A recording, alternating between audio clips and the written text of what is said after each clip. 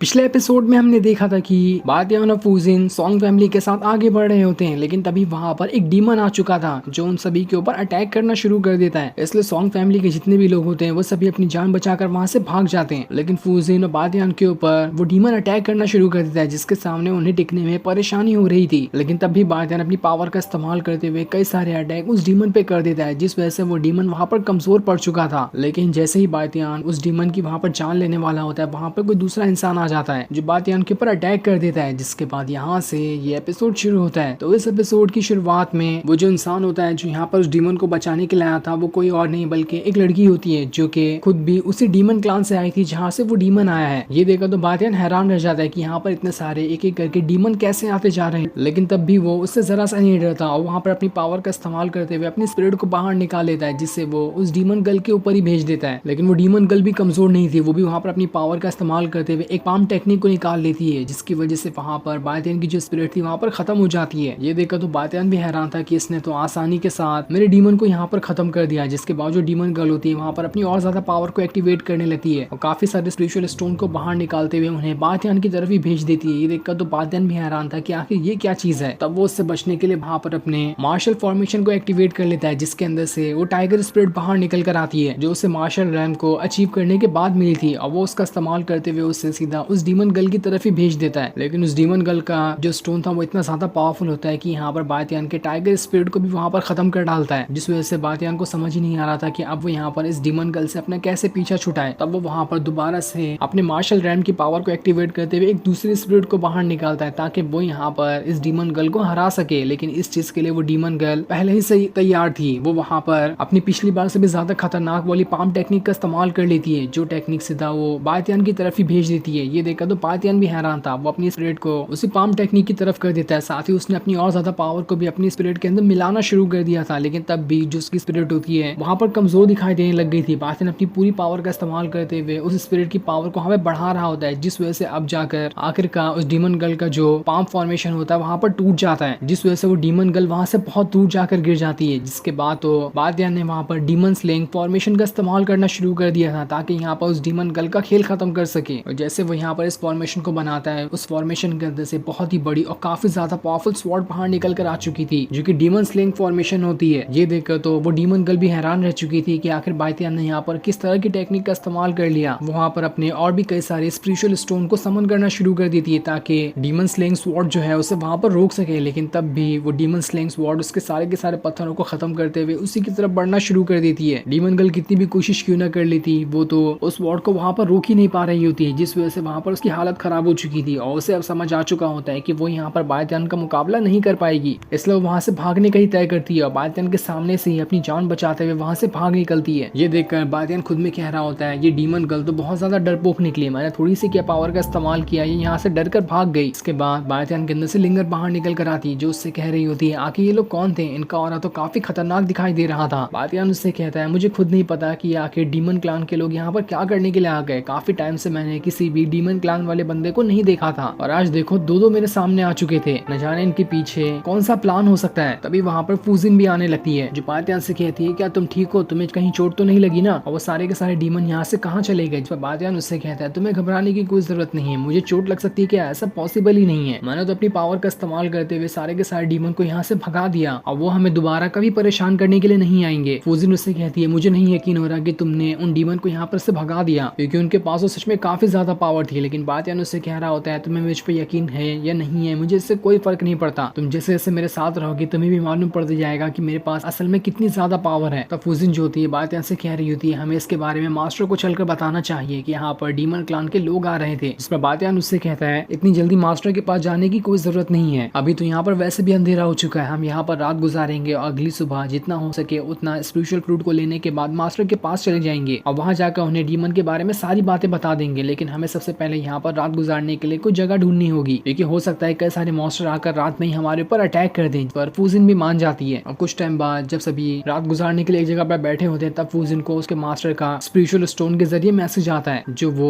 उन दोनों को अपने पास बुला रहे होते हैं। ये देखकर फूजिन बातियान को उसके बारे में बताती है कि हमें जल्द से जल्द मास्टर के पास जाना होगा, वो हमें बुला रहे हैं। लेकिन बातियान तो उससे कह रहा होता है, चाहे कुछ भी क्यों ना हो जाए, मैं तो उस फ्रूट को लिए यहाँ से कहीं पर भी नहीं जाऊंगा। उस फ्रूट को लेने के लिए मैंने कितनी ज्यादा मेहनत की और ऐसे ही खाली हाथ यहाँ से चला जाऊँ, ऐसा पॉसिबल ही नहीं है। अगर तुम्हें मास्टर की बातों से डर लग रहा है तो तुम खुद अकेली चली जाओ, मैं वहाँ पर नहीं जाने वाला। ये सुनकर तो फूजिन भी बातियान के साथ रुकने के लिए वहाँ पर तैयार हो जाती है, क्योंकि उससे भी यहाँ पर वो फ्रूट तो चाहिए ही थे। इसलिए बातियान उसे खाने के लिए कुछ दे देता है, क्योंकि उसने काफी टाइम से कुछ भी नहीं खाया था। इसलिए फूजिन उस खाने को लेकर खाना शुरू कर देती है, लेकिन तब वो खाना काफी ज्यादा गर्म था, इसलिए उसका मुंह जलने लगता है। जिसपे बातियान उससे कहता है इतना घाई करने की जरूरत नहीं है, हम दोनों यहीं पर पूरी रात गुजारने वाले हैं। जिस पर फूजिन उससे कहती है हम तो यहाँ पर रुकने तो वाले हैं, लेकिन तुमने कुछ भी हरकत करने की कोशिश की तो देख लेना, मैं तुम्हें नहीं छोड़ने वाली। जिस पर बातियान उसके किसी भी सवाल का जवाब नहीं देता और वहीं पर सो जाता है। जिसके बाद अगले दिन वो दोनों नक्शे का इस्तेमाल करते हुए उस जगह पर जाने लगते हैं जहाँ पर से उन्हें वो स्पिरिचुअल फ्रूट मिल सकता है। और थोड़ी दूर आने के बाद उन्हें एक माउंटेन दिखाई देता है, जिससे उन्हें पता चलता है कि इस माउंटेन के ऊपर एक पेड़ है और उसी के पेड़ के ऊपर वो स्पिरिचुअल फ्रूट लगते हैं, इसलिए उन्हें वहां पर जाना होगा। लेकिन जैसे वो थोड़ी दूर आते हैं उन्हें पता चलता है कि इस माउंटेन के चारों तरफ तो किसी तरह का फॉर्मेशन लगा हुआ है, जो किसी भी अनजान इंसान को वहां पर जाने से रोकता है। ये देखकर तो वो दोनों हैरान रह जाते हैं कि अब वो यहाँ से आगे कैसे बढ़ेंगे। इसलिए बातियान जो होता है फूजिन से कहता है तुम्हें घबराने की जरूरत नहीं है, मैं यहाँ पर एक प्रोटेक्शन शील्ड बना देता हूँ, जिसके जरिए हम आसानी के साथ इस माउंटेन के ऊपर चले जाएंगे। जिसके बाद बातियान वहां पर अपनी पावर का इस्तेमाल करते हुए एक प्रोटेक्शन शील्ड बना देता है, जिस वजह से वो शील्ड उसके और फूजिन के चारों तरफ बन जाती है, और अब उसके पास कोई भी खतरा क्यों ना आ जाए उसका तो उसके ऊपर कोई असर ही नहीं होगा। ये देखकर तो फूजिन हैरान और खुश हो जाती है कि बातियान के पास तो सच में कमाल की टेक्निक है, इसने बहुत ही अच्छा यहाँ पर प्रोटेक्शन शील्ड बना दिया। के बाद वो दोनों वहां से आगे बढ़ते हुए उस माउंटेन के ऊपर आ जाते हैं ताकि फ्रूट को कलेक्ट, और जैसे वो ऊपर आते हैं उन्हें वहां पर वो पेड़ दिखाई दे जाता है जिसके ऊपर कई सारे स्पिरिचुअल फ्रूट लगे हुए थे। ये देखकर तो उनकी खुशी का ठिकाना नहीं रहता, लेकिन बातियान फूजिन को रोकते हुए कहता है रुक जाओ, मुझे यहाँ पर कोई खतरा महसूस हो रहा है, पहले मैं वो खतरा चेक करता हूँ, उसके बाद ही हम आगे बढ़ेंगे। और जब वो अपनी पावर का इस्तेमाल करते हुए उस खतरे को चेक करता है तो उसे पता चलता है कि इस पेड़ के आसपास भी बहुत खतरनाक फॉर्मेशन लगा हुआ है, अगर कोई भी अनजान इंसान डायरेक्ट इसके ऊपर चला जाए तो वो 1 सेकंड के अंदर ही मारा जाएगा। इस वजह से फूजिन कहती है अब मुझे समझ में आया कि जो भी इस रोड को लाने के लिए जाता था वो वापस क्यों नहीं आता था, ये फॉर्मेशन ही वहां पर उसकी जान ले लेता था। जिस पर बातियान उससे कहता है तुम्हें घबराने की जरूरत नहीं है, मैं खुद अकेले वहां पर जाता हूँ और तुम्हारे लिए उस फ्रूट को लेकर आता हूँ। जिसके बाद वो आगे बढ़ते हुए उसी पेड़ के पास आ जाता है, और जैसे वो उस फॉर्मेशन के ऊपर पैर रखता है उसके अंदर से काफी खतरनाक टेक्निक निकल कर उसके ऊपर अटैक करना शुरू कर देती है। लेकिन बातियान सारी टेक्निक से बचते हुए अपने सामने खुद ही एक प्रोटेक्शन शील्ड बना देता है, जिस वजह से उसके ऊपर एक भी अटैक नहीं लग पाता, और फिर वो बड़े ही आराम के साथ उस पेड़ की तरफ बढ़ना शुरू कर देता है। लेकिन जैसे वो उस पेड़ के पास आकर उस फ्रूट को लेने वाला होता है तभी एक खतरनाक वाला अटैक उस पर लग जाता है। पर जैसे जैसे बातियान ने यहाँ पर अपनी जान बचा ली थी, इसलिए वो दोबारा से आगे बढ़ते हुए लिंगर को अपनी बॉडी के अंदर से निकाल लेता है ताकि दोनों अपनी पावर का इस्तेमाल करके उस फॉर्मेशन को रोकते हुए उस फ्रूट को हासिल कर लें। और फिर ये सीन दिखाते ही ये एपिसोड यहीं पर एंड हो जाता है। Thanks for watching.